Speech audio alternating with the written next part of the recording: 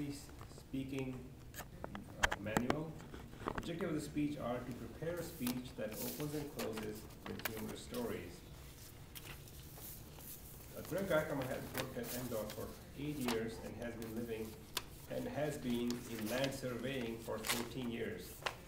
He lives in Holt with his wife, Amy, and his 6-year-old daughter, Alexis. The speech title is Order in the Court. Please help me welcome Greg Geikema.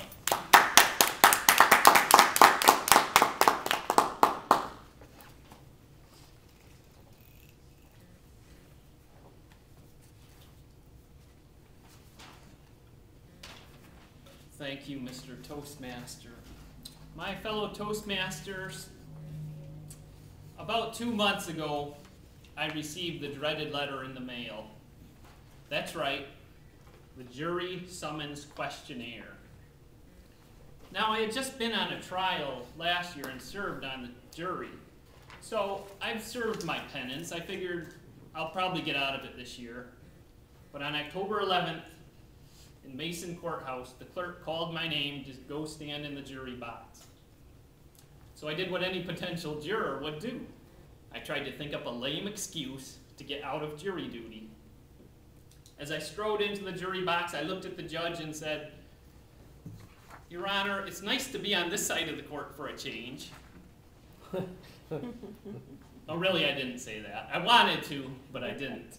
So 2 years in a row, I had to serve on a jury trial. And this year, the case was armed robbery. The defendant was accused of pulling a gun and robbing the victim of his cell phone and some money. Now, they promised to tell the truth, the whole truth, and nothing but the truth, but as Vidya, I'm sure, knows, there's a lot of lies that goes on. Contradiction, lies. The lawyers would ask the same question of witnesses over and over, just in a different way. I began to deride the lawyers in my mind because I wanted to get out of there. 3 long days the trial went on, late into the evening. And my opinion would sway between guilty and not guilty as evidence came into the case. Occasionally we were sent to the recess, the jury room, and the judge would talk to the attorneys while we were in recess, and there was 13 jurors in the room. There was a little bathroom. We weren't allowed to talk to anyone. Now before we deliberated on the case, they would send one juror home, and I didn't have the luck of the draw there either because I still stayed on the final verdict. But I would like to talk about the other 12 jurors and their peculiarities. I'm just going to discuss these 4 here because I don't have time to discuss 12, and these are the 4 who stuck out the most. Now, we were given instructions not to discuss the case until deliberation, so we talked about everything and anything, so I learned a lot. And we really didn't know each other's names, and we didn't want to call each other, "Hey, you," or "Juror number 7," and all that, so I just am stereotyping as these are the names. The first guy I met when I came in the jury room was unemployed electrician up here. Unemployed electrician, as I talked to him, he said, "I'm getting a little hungry," and he pulled a yellow Hostess cupcake treat out of his pocket and started eating it. And then he pulled a Diet Pepsi out of his other pocket and started drinking it. And we were joking. It was a running joke because every time we go in the courtroom and come back to the recess room, which was just across the hall, he seemed to have a new pop or a new junk food in his pocket. There were no vending machines, so we didn't know where he was getting, who was his contact. And apparently he just said, "I have my ways," and we left it at that. The pie lady.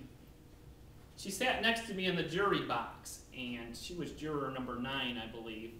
The judge asked her when she got up in the jury box, "How are you feeling, juror number 9? She said, "A lot better now that I'm in these comfy chairs in the jury box." And so we knew that she was very vocal, and it showed throughout our trial. Now, she worked at Grand Traverse Pie Company, so the jurors would come up to her and say, "You got to bring us pie tomorrow." And she didn't bring us pie, but the next day, Pie Lady came in and gave us this coupon for a free slice of pie at Grand Traverse Pie. And me and Mary actually ate there yesterday with Sue Mall. So I didn't see the pie lady. I was looking for her to add something to my speech, but I failed there. Leo's Lodge lady. She owns Leo's Lodge in Okemos with her husband. When she was called in the jury box, her excuse was not so lame. She said, I was robbed at gunpoint in the early 80s when my husband and me owned a pizza place in Detroit, and I was robbed at knife point, she said. And they still didn't let her off, even though she said, I don't know if I can fairly come to a verdict in this case. And ironically, she was one of those who was pushing for not guilty as the judgment.